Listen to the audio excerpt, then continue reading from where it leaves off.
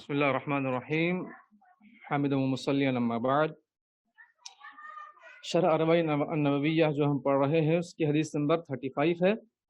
اور حدیث کا عنوان ہے اسلامی معاشرت کے اصول اور آداب۔ اسلام کے میں اسلامی طریقے طرز زندگی کے کیا اصول ہیں، کیا آداب ہیں، جو اس حدیث میں انشاءاللہ بیان کی جائیں گے۔ اللہ کے نبی صلی اللہ علیہ وسلم بیان کیا ہے، اس کو ہم پڑھنے والے ہیں۔ حدیث کچھ اس طرح ہے، عن ابی ہریرہ رضی اللہ عنہ قال قال رسول اللہ صلی اللہ علیہ وسلم لا تحاسدوا ولا تناجشوا ولا تباغضوا ولا تدابروا ولا يبيع بعضكم على بيع بعض وكونوا عباد الله اخوانا المسلم اخو المسلم لا يظلمه ولا يخذله ولا يحقره التقوى ها هنا ويشير إلى صدره 3 مرات بحسب امرئ من الشر أن يحقر أخاه المسلم كل المسلم على المسلم حرام دمه وماله وعرضه رواہ مسلم۔ صحیح مسلم کی حدیث ہے۔ ابو ہریرہ رضی اللہ عنہ سے مروی ہے کہ رسول اللہ صلی اللہ علیہ وسلم نے ارشاد فرمایا، باہم حسد نہ کرو، ایک دوسرے کو دھوکے میں ڈالنے کے لیے بھاؤ نہ بڑھاؤ، آپس میں بغض نہ رکھو، ایک دوسرے سے پیٹھ نہ پھیرو، کوئی اپنے بھائی کے بے پر بے نہ کرے، آپس میں اللہ کے بندے بھائی بھائی بن کر رہو۔ ایک مسلمان دوسرے مسلمان کا بھائی ہے، وہ اس پر ظلم نہیں کرتا، اس کو بے سہارا نہیں چھوڑتا اور نہ ہی اسے حقیر سمجھتا ہے۔ تقوی یہاں ہے، اور اپنے سینے کی طرف اشارہ فرمایا اللہ کے نبی صلی اللہ علیہ وسلم نے 3 بار اس طرح اشارہ فرمایا۔ اس کے بعد کہا کہ آدمی کے برا ہونے کے لیے اتنا ہی کافی ہے کہ وہ اپنے مسلمان بھائی کو حقیر سمجھے، ان یحقر اخاہ المسلم، ایک مسلمان کا سب کچھ دوسرے مسلمان پر حرام ہے، کل المسلم علی المسلم حرام دمہ، اس کا خون بھی، ومالہ، اس کی دولت بھی، دمہ ومالہ وعرضہ، اور اس کی عزت بھی۔ تو یہ تمام چیزیں ایک دوسرے پر حرام ہے، یعنی کوئی کسی کی کا خون نہیں بہا سکتا، اس کی دولت حاصل نہیں کر سکتا ناجائز طریقے سے، اور نہ ہی اس کی بے عزتی کر سکتا ہے۔ اب یہ حدیث ہے، اس کے بہت سے احکام ہیں، بہت سے مسائل ہیں اس حدیث کے اندر جو ہمیں غور کرنے سے معلوم ہوتے ہیں۔ تو پہلا مسئلہ یہ ہے کہ اس حدیث میں ایک پرامن اور مستحکم معاشرے کی تکمیل اور تعمیر اور تشکیل کی بنیادی اینٹوں کا ذکر کیا گیا ہے، یعنی ایک اسلامی معاشرہ کب امن و سلامتی کے ساتھ، سکون اور اطمینان کے ساتھ رہ سکتا ہے، اس کی کیا بنیادیں ہیں، اس حدیث میں بیان کیا گیا، جیسے ابھی آپ نے حدیث سے سماعت کی ہے۔ نیز ان بد اخلاقیوں سے منع کیا گیا ہے جو سماج کے لیے ناسور کی حیثیت رکھتے ہیں، یعنی یہ جو حسد کرنا اور ایک دوسرے کے یعنی بیار و مددگار چھوڑ دینا اور ایک دوسرے کے بارے میں نفرت رکھنا، یہ سب کیا ہے؟ بد اخلاقی ہے۔ اگر کسی سماج معاشرے میں اور کسی گھر میں سب چیزیں رہیں گی لوگوں کے دلوں میں، تو محبت کی، الفت کی اور سکون اور اطمینان کی زندگی سے وہ دور رہیں گے، وہ یعنی حاصل نہیں کر سکیں گے سکون اور اطمینان کی زندگی، بلکہ ہمیشہ ٹینشن پریشانی کے ساتھ زندگی گزرے گی۔ اور یہاں پر دوسری بات یہ ہے کہ حسد ایک بدترین اخلاقی مرض ہے، جیسے کہ اللہ کے نبی نے فرمایا لا تحاسدوا، آپس میں حسد نہ کرو۔ تو حسد کیا ہے؟ ایک بدترین بد اخلاقی کا مرض ہے، اسلام نے اسے بھی حرام قرار دیا ہے۔ حسد کیا ہے دراصل؟ کہ انسان دوسرے پر اللہ کی نعمت کو ناپسند کرے، جیسے کہ کسی کے پاس مال ہے، دولت ہے، عزت ہے، شہرت ہے، تو یہ سوچے کہ وہ اس سے ختم ہو جائے، وہ نعمت اس سے ختم ہو جائے، اس کو اگر وہ چیز ملتی ہے تو ہم کو اچھا نہیں لگتا ہے، ناپسند کرتے ہیں، تو یہ حسد ہے۔ یا پھر اس طرح کے دوسرے سے اللہ کی نعمت چھن جانے کی تمنا کرے، اگر اس کو ملی وہ چیز تو اچھا نہیں لگتا، یا پھر کم سے کم جو ہے یہ جو ہے ہم سمجھتے ہیں کہ وہ چیز اس کو جو ملی ہے اس سے چھین جائے، وہ اس کا مال لٹ جائے، اس کی دولت برباد ہو جائے، یا اس کی عزت خاک میں مل جائے، یا اس کا نام روشن نہ ہو، تو اس طرح، یا اس کا کاروبار جو اچھا چل رہا ہے وہ کاروبار ٹھپ پڑ جائے، وہ جو آپس میں رشتہ داری ہوئی ہے وہ رشتہ داری ختم ہو جائے، جو دوستی جو پیار محبت دونوں میں دیکھ رہے ہیں تو پیار محبت ختم ہو جائے، تو اس طرح دل میں جو ایسی آرزویں ایسی بری خواہشیں جو ہوتی ہیں یہ حسد کی ہیں، جو انسان کے حاسد انسان کے اعمال کو جلا دیتی ہے اور نیکیوں کو برباد کر دیتی ہے، ایسی خواہشات ایسی حسد۔ تو حسد کے بے شمار نقصانات ہیں، جن میں سے چند یہ ہیں جو آنے والے ہیں۔ نمبر 1، اللہ کے فیصلے سے ناراضگی۔ تو ہمیں اور آپ کو چاہیے کہ اللہ تعالیٰ کے فیصلے پر راضی رہیں،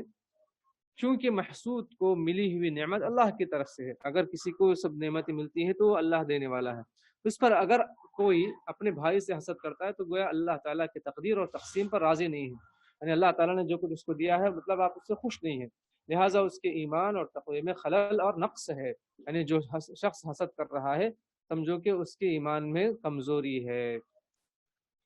نمبر 2، حاسد اور محسود میں عداوت ہو جاتی ہے، کیونکہ عداوت اور دشمنی حسد کا لازمی نتیجہ ہے، بسا اوقات اس پر زیادتی بھی ہو جاتی ہے، یعنی حاسد یعنی حسد کرنے والا، محسود یعنی جس سے حسد کیا جا رہا ہے، تو کیا ہو جاتا ہے آخر میں دونوں میں دشمنی ہو جاتی ہے، ایک دوسرے کو دیکھنا پسند نہیں کرتے، بات چیت کرنا پسند نہیں کرتے، ملاقات کرنا پسند نہیں کرتے ہیں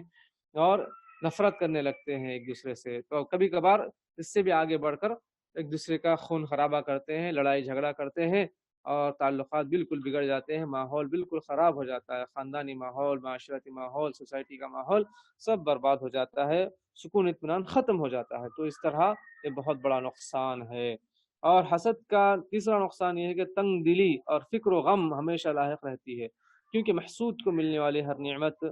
نئی نعمت حسد کی آگ کے لیے نیا ایندھن ثابت ہوتی ہے، جس سے حاسد کے فکر و غم اور جلن میں مزید اضافہ ہو جاتا ہے۔ اب کوئی کسی کو نعمت ملتی ہے تو دیکھ نہیں پاتا، تو پھر مزید اس پر اور نعمتیں ملتی ہیں تو اور اس کو جو تکلیف ہوتی رہتی ہے، اور نعمتیں اللہ دیتا ہے اور مزید، گویا کہ جیسے کوئی لکڑی پر آگ ڈال کر اس پہ گیس کا تیل ڈال کر کوئی اور تیل ڈال کر ایندھن ڈال کر اس کو جو ہے جلایا جاتا ہے ماچس لگا کر، اور پھر مزید اس میں اور تیل ڈال کر اور جو ہے اس کو بھڑکا کر اس طرح آگ کو بڑا کیا جاتا ہے، اس کی جو ہے روشنی کو اس طرح وہ جلنے لگتی ہے، مزید جو ہے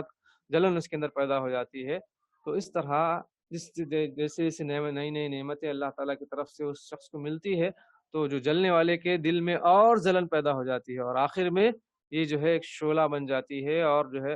ماحول کو خراب کر دیتی ہے۔ تو ایسا انسان ہمیشہ تنگ دل رہتا ہے، ہمیشہ فکر مند، دوسروں کے بارے میں سوچ کر خود پریشان رہتا ہے۔ تو سکون کی زندگی گزارنا ہے تو ہم کو جو اللہ تعالیٰ نے نعمت دی ہے اس پر قناعت کرے، اللہ تعالیٰ کا شکر ادا کرے، اور اگر نعمت نہیں ملی ہے تو دعا کریں، اور جو کچھ ملی ہے تو اس پر جو ہے صابر و شاکر رہے، صبر کے ساتھ زندگی گزارے۔ مزید اچھی نعمت، مزید اللہ تعالیٰ کی نعمت حاصل کرنے کے لیے ہم جائز طریقے، جائز وسائل اختیار کریں، دوسروں کی نعمت پر نظر نہ رکھیں، جیسے اللہ کے نبی صلی اللہ علیہ وسلم نے حدیث میں بیان فرمایا، لا تنظروا الی من هو فوقکم انظروا الی من هو اسفل منکم، کہ او کما قال علیہ الصلوۃ والسلام، جیسے کہ اللہ کے نبی نے فرمایا کہ اپنے سے اونچے شخص کی طرف نہ دیکھو، یعنی جو مال دولت عزت وغیرہ میں بڑا ہے اس کی طرف دیکھیں گے تو تمہارے اندر پھر حسد جلن پیدا ہو جائے گی، اور تمہارے جو نچلے درجے کے جو لوگ ہیں، مال میں، عزت میں، شہرت میں اور تعلیم وغیرہ کے سلسلے میں الگ بات ہے کہ ہم اونچے شخص کو دیکھیں، تو ایسے سلسلے میں ہم دنیوی اعتبار سے نچلے لوگوں کو دیکھیں، یعنی کسی کے پاس جو ہے کار ہے، کسی کے پاس بنگلہ ہے، اگر ہم اس کو دیکھیں گے تو ہمارے اندر ایک عجیب قسم کی جو ہے کیفیت پیدا ہو جائے گی، ہم کو بھی ملنا ہے ہم کو، لیکن اب ہمارے پاس بھی ہے، ہمارے پاس بائک ہے، ہمارے پاس کچھ چیزیں ہیں، لیکن اتنی مہنگی نہیں ہے، اتنی اونچی نہیں ہے، تو ہم کیا ہے ایسے شخص کو دیکھیں جو کرائے کے مکان پہ رہ رہا ہے، جو چھوٹی تنخواہ پر زندگی گزار رہا ہے، جو سائیکل رکشہ چلا رہا ہے، ایسے شخص کو دیکھ کر کہیں کہ اللہ کا شکر ہے کہ اللہ تعالیٰ نے مجھے ایسے تو نہیں بنایا کہ میں لوگوں کے سامنے مانگتا پھروں یا پھر پریشان حال دکھائی دوں، الحمدللہ۔ تو اس طرح ہم اپنے سے چھوٹوں کو دیکھیں گے تو ہمارے اندر شکر کا جذبہ پیدا ہوگا، اپنے سے بڑوں کے اندر دیکھیں گے تو حسد کا جذبہ پیدا ہوگا۔ تو یہاں پر چوتھا نقصان یہ ہے کہ یہود اور نصارہ کی مشابہت ہو جائے گی، یہود اور نصارہ کی مشابہت سے اللہ تعالیٰ نے منع فرمایا ہے، جیسے اور حسد اللہ کی مخلوق میں سب سے خبیث اور خسیس قوم یہودیوں اور نصرانیوں کی صفت ہے، جیسا کہ اللہ عز و جل کا ارشاد ہے وَدَّ كَثِيرٌ مِّنْ أَهْلِ الْكِتَابِ لَوْ يَرُدُّونَكُم مِّن بَعْدِ إِيمَانِكُمْ كُفَّارًا حَسَدًا مِّنْ عِندِ أَنفُسِهِم مِّن بَعْدِ مَا تَبَيَّنَ لَهُمُ الْحَقُّ۔ یہ سورہ بقرہ آیت نمبر 109 ہے۔ اس کا ترجمہ یہ ہے کہ ان اہل کتاب یعنی یہود اور نصارہ کہ اکثر لوگ باوجود حق واضح ہو جانے کے محض حسد اور بغض کی بنا پر تمہیں بھی ایمان سے ہٹا دینا چاہتے ہیں، یعنی وہ یہ چاہتے ہیں کہ وہ ایمان نہیں لائے ہیں تو ہم بھی ایمان نہ لائیں، یعنی اہل ایمان جو ایمان اللہ تعالیٰ پر، رسولوں پر اور جو ہے اللہ تعالیٰ کی بتائی باتوں پر ایمان رکھتے ہیں، تو جیسے وہ گمراہی کا راستے پر چل رہے ہیں وہ یہ چاہتے ہیں کہ مسلمان بھی گمراہی کے راستے پر رہیں، وہ ترقی نہیں دیکھنا چاہتے۔ آج بھی یہود اور نصارہ اہل ایمان سے بہت سخت نفرت کرتے ہیں، زیادہ یہود بہت بڑے دشمن ہیں مسلمانوں کے، تو وہ یہ نہیں چاہتے کہ مسلمان جنت میں جائیں، بس ان کا یہ اعتقاد ہے کہ بس قالت الیہود اور یہود اور نصارہ کا یہ کہنا کہ جو ہے نحن ابناء اللہ و احباؤہ، ہم ہی اللہ تعالیٰ کے نعوذ باللہ اولاد ہیں، بیٹے ہیں اور اس کے محب ہیں، اس کے چہیتے ہیں، اور لن يدخل الجنہ الا من کان ہدی و نصارى، ان کا یہ کہنا کہ وہ کہتے ہیں کہ جنت میں سوائے یہود اور نصارہ کے کوئی نہیں ہرگز داخل ہوگا، ہرگز کوئی نہیں جائے گا اس کے اندر۔ تو یہ چاہتے ہیں کہ مسلمان اس سے دور رہیں جو ایمان لائے، تو ہمیشہ ان کی کوشش رہتی ہے کہ کس وجہ سے؟ حسد کی وجہ سے، چونکہ اللہ تعالیٰ نے نبی صلی اللہ علیہ وسلم کو بہت سی نعمتوں سے نوازا اور آخری نبی بنا کر سب کا سردار بنایا اور آپ کی امت کو تمام امتوں کا سردار بنایا، تو ان سے اونچے ہو گئے، وہ ہی نہیں چاہتے، حسد ان کے دل میں آ گیا۔ تو اگر کوئی حسد کرتا ہے تو گویا کہ یہود اور نصارہ کی مشابہت کر رہا ہے، اور حسد کرنے سے یہود اور نصارہ کی مشابہت ہوتی ہے، جیسے کہ اللہ کے نبی صلی اللہ علیہ وسلم نے فرمایا مسند احمد اور ابو داؤد کی روایت میں من تشبہ بقوم فہو منہم، جو کسی قوم سے مشابہت اختیار کرے اس کا تعلق انہی کے ساتھ ہوگا۔ تو یہاں پر یعنی پانچواں نقصان بتلایا گیا ہے، اور یہ کہ اللہ کے ساتھ بے ادبی بھی ہوتی ہے اس سے، کیونکہ حاسد گویا اللہ تعالیٰ کے فیصلے پر راضی نہیں ہے، جیسے پہلے بات تفصیل سے گزر چکی ہے۔ اور یہ سب جو ہے کچھ نقصانات ہیں جو حاسد کے حسد کرنے سے اس کو لاحق ہوتی ہیں، فکر، غم، پریشانی اور یہود و نصارہ کی مشابہت، اور اسی طریقے سے اللہ تعالیٰ کے فیصلے پر ناراضگی اور وغیرہ اور وغیرہ۔ اس سے انسان کو چاہیے کہ ایسی چیزوں سے اپنے آپ کو بچائے۔ اگر اپنے دل میں حسد ہے تو اپنے دل کو صاف کر لے اور اللہ کا شکر ادا کریں، اپنے سے کم تر لوگوں کو دیکھیں، اونچے لوگوں کو نہ دیکھیں، اور جائز طریقے سے ہم اس چیز کو حاصل کرنے کی کوشش کریں۔ البتہ علم کے سلسلے میں یا عبادات کے سلسلے میں، نیکی کے کاموں میں حسد کرنا درست ہے، جیسے کہ لا حسد الا فی اثنتین، حسد جائز نہیں ہے سوائے دو چیزوں کے اندر۔ دو چیزوں کے اندر کیا ہے؟ رجل آتاہ اللہ مالا، کہ اللہ تعالیٰ نے کسی کو مال دیا ہے، فہو ينفقہ، وہ خرچ کر رہا اللہ تعالیٰ کی راہ میں، صبح و شام وہ جو ہے اللہ کی راہ میں لٹا رہا اللہ کی رضا خوشنودی کے لیے۔ اگر کسی کے دل میں خواہش ہے کہ مجھے بھی اللہ مال دے اور میں بھی اللہ کی راہ میں لٹاؤں، تو اس طرح جیسے کہ وہ شخص کر رہا ہے تو جائز ہے۔ اور اسی طرح رجل آتاہ اللہ علما، کسی کو اللہ تعالیٰ نے علم دیا ہے، تو قرآن کا علم دیا ہے، قرآن کی سمجھ دیا ہے، اور وہ صبح شام اللہ تعالیٰ کی عبادت کر رہا ہے، نمازیں پڑھ رہا ہے، لمبی لمبی رکعتیں پڑھ رہا ہے، اور لوگوں کو علم سکھا رہا ہے، تو اگر کسی کے دل میں یہ خواہش ہو کہ مجھے بھی اس جیسا علم مل جائے، اس سے اچھا علم مل جائے، میں بھی اللہ کی عبادت کروں گا اور اللہ تعالیٰ کے بندوں کو سیدھے راہ کی طرف بلاؤں گا، تو اس طرح کا اعتقاد یا اس طرح کی فکر اگر کوئی رکھتا ہے تو جائز ہے، یعنی اس میں حسد کرنا جائز ہے۔ تو علم کے سلسلے میں، اچھا صحیح علم کے سلسلے میں، اور یعنی قرآن و سنت کا علم اور اس کی سمجھ حاصل کرنے کے سلسلے میں کسی کے بارے میں اگر سوچتا ہے کہ مجھے اس سے اچھی چیز حاصل ہو جائے، اس سے اچھا علم حاصل ہو جائے، تو جائز ہے، کوشش کرے انسان اور فکر کرے، دعا کرے، تو یہ چیز انسان کر سکتا ہے۔ البتہ یاد رہے کہ حسد بعض حالات میں قابل تعریف بھی ہے، جیسے کہ رشک کہتے ہیں، ابھی جو میں اس کی تفسیر بیان کیا ہوں، اس کا ایک نام رشک بھی ہے، یعنی انسان دوسرے کی نعمت کی طرح خود پانے کی تمنا تو کرے مگر دوسرے پر اللہ کی نعمت کو ناپسند نہ کرے. ہاں یہ نہ سوچے کہ جو ہے اس کو کیوں علم دیا گیا ہے، اس کو کیوں یہ جو ہے مال دیا گیا ہے، تو ناپسند نہ کرے، بلکہ یعنی اس جیسی تمنا کرے تاکہ اللہ کے راہ میں ہم بھی لٹائیں، نہ ہی اس سے اس نعمت کے زوال کی تمنا کرے. نبی کریم صلی اللہ علیہ وسلم نے فرمایا، جیسے کبھی حدیث میں نے پڑھا ہے، حسد صرف دو چیزوں میں درست ہے: ایک وہ شخص سے جس کو اللہ تعالیٰ نے مال سے نوازا ہو اور پھر حق کی راہ میں خرچ کرنے پر لگا دیا ہو، دوسرے اس شخص سے جس کو اللہ تعالیٰ نے علم اور حکمت عطا کی ہو اور اس کے ذریعے فیصلہ کرتا ہو اور اس کی تعلیم دیتا ہو. متفق علیہ کی روایت ہے. اس حدیث کے اندر تیسری بات اللہ کے نبی نے فرمائی: لا تحاسدوا ولا تباغضوا ولا تدابروا ولا تناجشوا. نجش نہ کرو. نجش حرام ہے. اور نجش کیا ہے؟ یہ کہ جو شخص کوئی سامان خریدنا نہیں چاہتا ہے، وہ خریدار یا بائع میں سے کسی ایک کو فائدہ اور دوسرے کو نقصان پہنچانے کے لیے اس سامان کا بھاؤ بڑھا دیتا ہے، تو یہ جو ہے حرام ہے. مثال کے طور پر اگر کہیں پر جو ہے بولی لگی ہے، کہیں کپڑے کی ڈھگار ڈال دی گئی ہے یا کوئی سامان کی ڈھگار ڈال دی گئی ہے، تو اس کی بولی لگا رہے ہیں کہ یہ جو ہے سامان اتنے میں ہے، یہ سامان 1000 روپے میں ہے، یہ کپڑے یعنی ایک چیز، یہ فریج 1000 روپے میں ہے یا 10,000 روپے میں، جو بھی اس کی قیمت لگائے. اور ایک شخص کیا ہے، خریدنا چاہتا ہے، اور لیکن ان میں سے ایک آدمی ایسا ہوتا ہے کہ وہ یعنی خریدار کی طرف سے ہوتا ہے، وہ خریدار اس کو جو ہے اپوائنٹ کرتا ہے، بس میں جیسے بھی جو ہے قیمت لگاؤں، جب تک ہمارے جو ہے رینج کو نہ پہنچے تم قیمت بڑھاتے رہنا. سمجھے کہ اگر کوئی جو ہے فریج ہے، وہ 5,000 کی بولی سے شروع ہوئی ہے، لیکن اس کی جو ہے قیمت، اس کا ارادہ ہے کہ 8,000 تک اس کو بیچے، تو 5,000 سے شروع کر رہا ہے اور سامنے والا کہتا ہے کہ میں لے رہا ہوں 5,000، تو وہ شخص جو اپوائنٹ کیا ہوا وہ کہتا ہے کہ نہیں میں 5,500 میں. پھر وہ جب راضی ہوتا ہے 5,500 تو کہتا ہے کہ نہیں میں 6,000 میں لوں گا. ایسے جب 8,000 تک پہنچ جاتی ہے تو پھر جو ہے وہ شخص خاموش ہو جاتا ہے. تو مطلب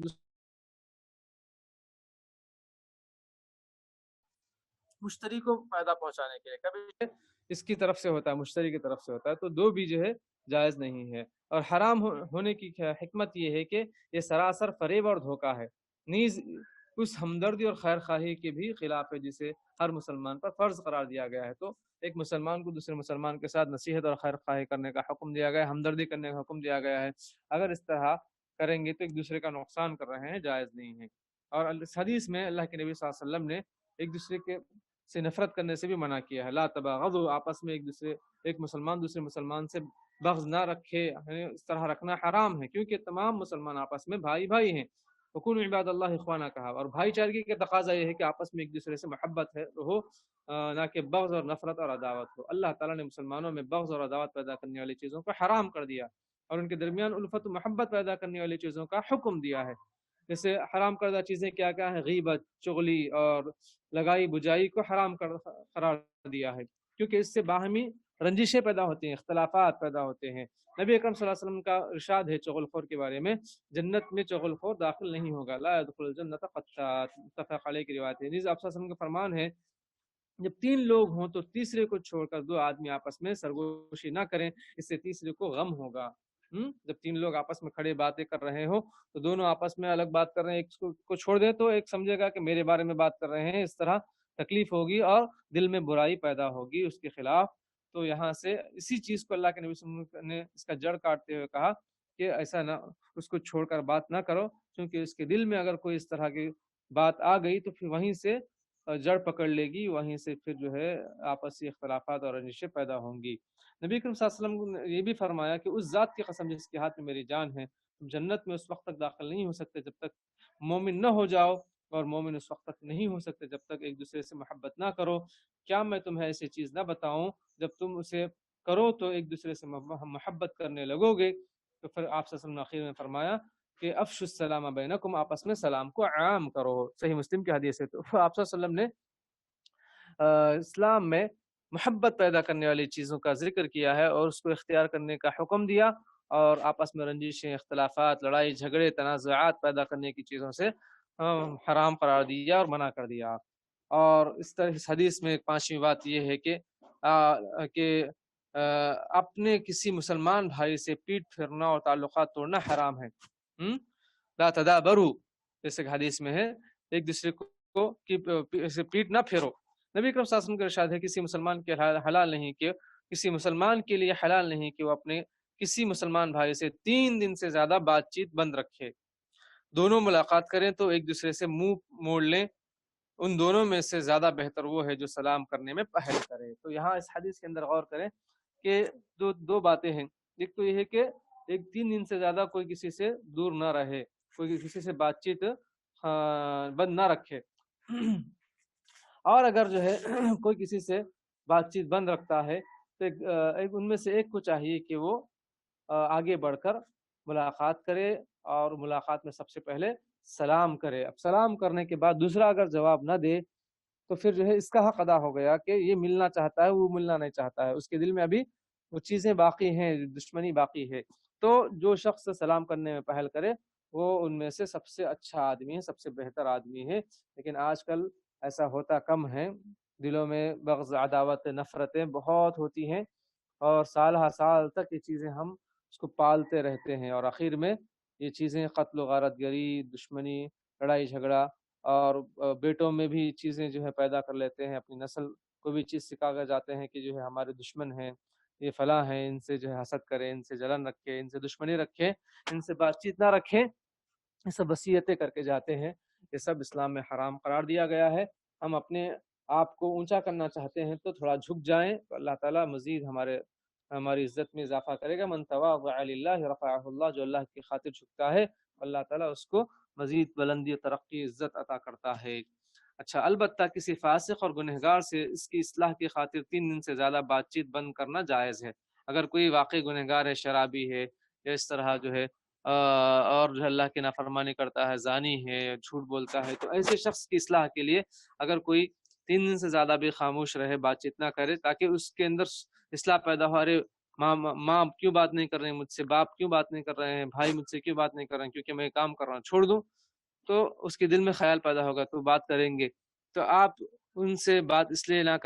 کر رہے ہیں کہ تاکہ وہ برائی چھوڑ دے، تو یہ چیز جائز ہے، بشرطے کہ بات بند کرنے میں مصلحت ہو۔ اللہ تعالی علم۔ اب اس حدیث میں 6ویں بات یہ بیان کی گئی کہ مسلمان کی بیع پر دوسرے مسلمان کا بیع کرنا حرام ہے، جائز نہیں ہے، کیونکہ اس کے نتیجے میں بغض اور عناد اور نفرت اور عداوت پیدا ہو جاتی ہے۔ اس کی مثال یہ ہے کہ ایک شخص 50 روپے میں تمہیں سامان کہہ رہا ہے کہ اچھا 50 روپے میں کوئی سامان خرید رہا ہے، ایک دوسرا آدمی اس خریدار سے جا کر کہے کہ میں 40 روپے میں تمہیں یہ سامان دے دوں گا، یا 50 ہی روپے میں اس سے بہتر چیز دوں گا، تو اس بنا پر خریدار پہلے کے ساتھ معاملہ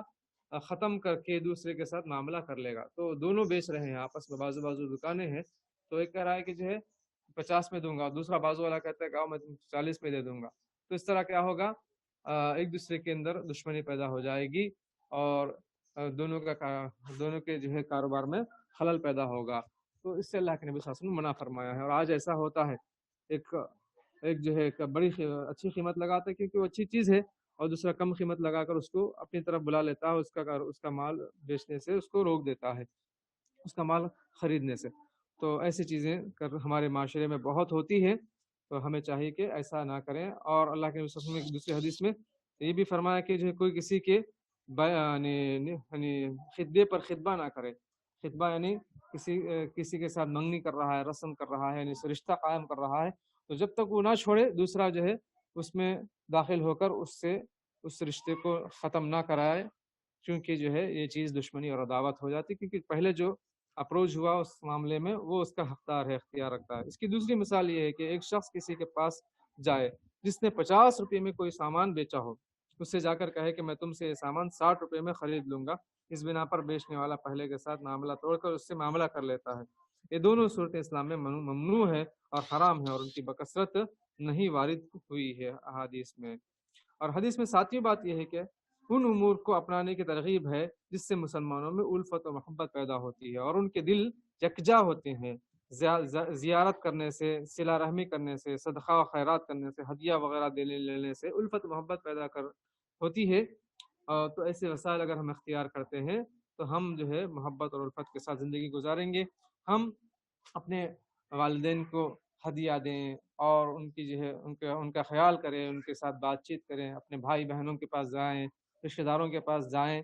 اور کچھ ضرورت ہے تو ان کی ضرورت کو پوری کریں، ہاں، اور ان کے ساتھ جو ہے اچھی بات کریں، تو اس سے کیا ہوگا؟ الفت اور محبت پیدا ہوگی۔ یہ سب چیزیں آج بہت کم ہو چکی ہیں، ملنا جلنا، بس میں میری بیوی، میرے بچے اور میرے، بس یہ سب کچھ ملنے جلنے والے، لیکن دوسرے رشتہ دار، پھوپھو پھوپا،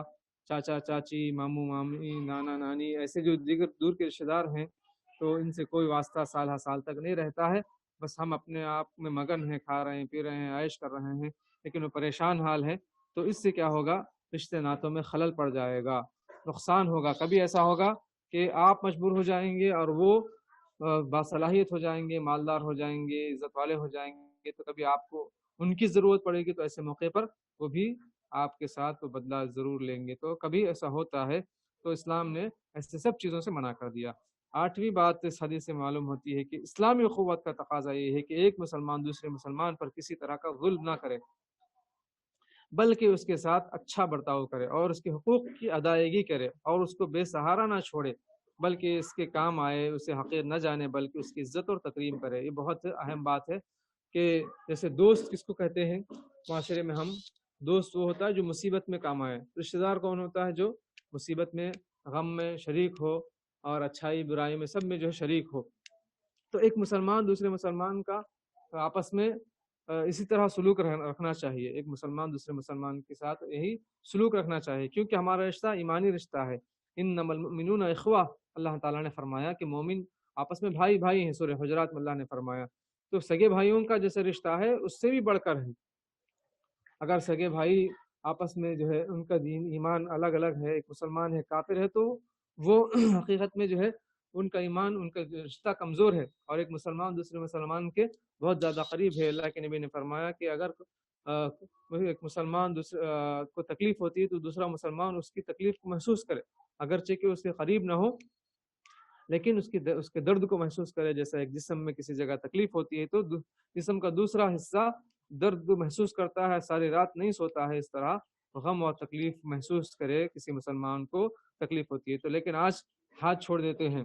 آج جو ہے ہاتھ دے دیتے ہیں، عین تکلیف کے موقع پر اس کو مزید تکلیف میں ڈال دیتے ہیں۔ یہ سب چیزیں ہوتی ہیں، سیاست میں بھی ہوتی ہیں، اور جو ہے حکومتیں چلانے میں بھی ہوتی ہیں، اور کمپنیاں چلانے میں بھی ہوتی ہیں، اور نوکریاں دلانے میں بھی ہوتی ہیں، اور کبھی جو ہے سواری کے موقع پر بھی ہوتی ہے۔ عین سواری کی ضرورت ہوتی ہے اس وقت ہاتھ دے دیتے ہیں، اور ہمیشہ جو ہے دوستی کا واسطہ دے کر جو ہے مدد حاصل کرتے ہیں، لیکن جب اس کی ضرورت ہوتی ہے تو ہاتھ چھوڑ دیتے ہیں۔ قرض کی ضرورت پڑتی ہے، کبھی پیسوں کی ضرورت پڑتی ہے، عین وقت پر ہاتھ چھوڑ دیتے ہیں۔ تو ایسے موقع سے ہم ایک دوسرے کا ساتھ دیں، نہ کہ جو ہے ہاتھ دیں، اس سے جو ہے محبت الفت ختم ہو جاتی ہے اگر ہم اس طرح کریں گے۔ اور 8ویں بات اللہ کے نبی صلی اللہ علیہ وسلم بیان فرمائے، تقوی اختیار کریں، اور تقوی کی جگہ دل ہے، اور اعضاء و جوارح اس کی تصدیق کرتے ہیں، یعنی دل میں اگر جو ہے تقوی ہے تو ہاتھ پیر نگاہ اور زبان اپنے قابو میں رہتے ہیں، ورنہ یہ یعنی قابو سے باہر ہو جا کر دوسروں کو تکلیف دینے لگتے ہیں۔ اگر کوئی بندہ متقی ہوگا تو اللہ کے حکامات کا پابند ہوگا، اس ممنوعات سے پرہیز کرے گا، کسی ظاہری گناہ پر ٹوکنے سے بعض لوگوں کا یہ جواب دینا کہ تقوی تو دل میں ہوتا ہے، اور جب دل صاف ہو تو گناہ کا بھی کوئی نقصان نہیں۔ تو یہ جواب کسی بھی طرح درست نہیں ہے، کیونکہ اگر دل صاف ہوگا تو اس کے اثرات اعضاء پر ضرور ظاہر ہوں گے۔ یعنی انسان جھوٹ بولتا ہے، گالی دیتا ہے، اور کہتا ہے کہ جو ہے میں اللہ سے ڈرنے والا ہوں، متقی پرہیزگار ہوں، تو یہ ہو نہیں سکتا۔ جب متقی ہوگا تو اس کی زبان بھی اس کی گواہی دے گی، یعنی اس کی زبان سے سچ بات نکلے گی، اور جھوٹ نہیں کہے گا، غیبت نہیں کرے گا، چغل خوری نہیں کرے گا، اور دوسروں کو گالیاں نہیں دے گا، تکلیف نہیں دے گا، اور ٹارچر نہیں کرے گا۔ اور اگر متقی نہیں ہوگا تبھی سب چیزیں ہوں گی۔ حسد بھی نہیں کرے گا جب متقی ہوگا، جب متقی نہیں ہوگا تو مطلب یہ ہے کہ اس کے ایمان میں خلل ہے۔ 10ویں بات اس حدیث سے ہمیں معلوم ہوتی ہے کہ تقوی دل میں ہوتا ہے، اور اللہ کے یہاں رتبے سے متعین، اللہ کے یہاں اسی سے رتبے متعین ہوتے ہیں۔ اس لیے بہت ممکن ہے کہ جس سے لوگ کمزور اور یا غریب دیکھ کر حقیر جانتے ہیں، اللہ کے یہاں وہ عظیم رتبے کا مالک ہو سکتا ہے۔ اللہ عز و جل کا ارشاد ہے سورہ حجرات آیت نمبر 13 میں ان اکرمکم عند اللہ اتقاکم، اللہ کے نزدیک تم سب میں زیادہ عزت والا وہ ہے جو تم میں سب سے زیادہ متقی ہو۔ 11ویں بات اس حدیث سے معلوم ہوتی ہے کہ مسلمان کا جان، مال اور اس کی عزت و آبرو محترم ہے۔ اللہ کے رسول صلی اللہ علیہ وسلم کے ارشاد ہے، بے شک تمہارے خون، تمہارے مال اور تمہاری عزتیں ایک دوسرے پر حرام ہیں، جیسے اس شہر مکہ میں اس مہینے ذوالحجہ میں آج کے دن یوم النحر کی حرمت ہے۔ تو اس طرح ایک مسلمان دوسرے مسلمان کی عزت و تکریم کرے۔ جان میں خلاف احترام یہ ہے کہ قتل یا زخمی وغیرہ کر کے تجاوز کیا جائے۔ آبرو میں خلاف احترام یہ ہے کہ غیبت اور چغل خوری اور گالی گلوچ، عیب جوئی، تہمت تراشی یا آبرو ریزی وغیرہ کے ذریعے تجاوز کیا جائے۔ اور مال میں خلاف احترام یہ ہے کہ چوری ڈکیتی کرے، قرض لے کر انکار کر دے کہ میں نے نہیں لیا ہے، ناحق جھوٹا دعویٰ کرے کہ مال میرا ہے، یا غصب کر لے یا رشوت حاصل کرے، تو اس طرح اس کے یعنی مال میں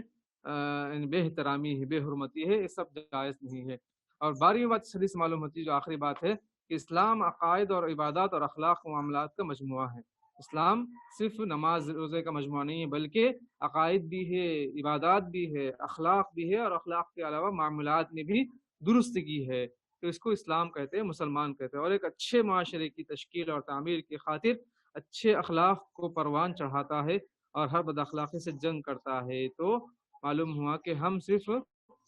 ظاہری چیزوں شکل شباہت اختیار کرنے سے مسلمان نہیں کہلاتے، جب تک کہ ہمارے اندر اخلاق اچھے ہوں، اخلاق اچھے نہ ہوں، اور تو ہم مسلمان، صحیح مسلمان، اچھے مومن نہیں کہلائیں گے، ہمارے سب چیزیں درست ہوں۔ اللہ تعالی عالم، صلی اللہ وسلم وبارک علی نبینا محمد وعلی آلہ وصحبہ۔ تو یہ حدیث نمبر 35 تو ہم پڑھ رہے تھے، ابھی الحمدللہ ختم ہوئی ہے، اور وقت بھی اجازت نہیں دیتا کہ ہم آگے کچھ پڑھیں۔ دعا ہے کہ اللہ عز و جل جو کچھ ہم نے علم سیکھا ہے مزید، اور اللہ عز و جل اپنے فضل و کرم سے قبول فرما، ہمارے گناہوں کو معاف فرما، اور ہمارا خاتمہ اللہ تعالیٰ بالخیر فرما۔ جو کچھ ہم نے سیکھا ہے تو اس پر عمل کی توفیق عطا فرما، آمین یا رب العالمین۔ صلی اللہ علیہ نبی الکریم۔ السلام علیکم ورحمۃ اللہ وبرکاتہ۔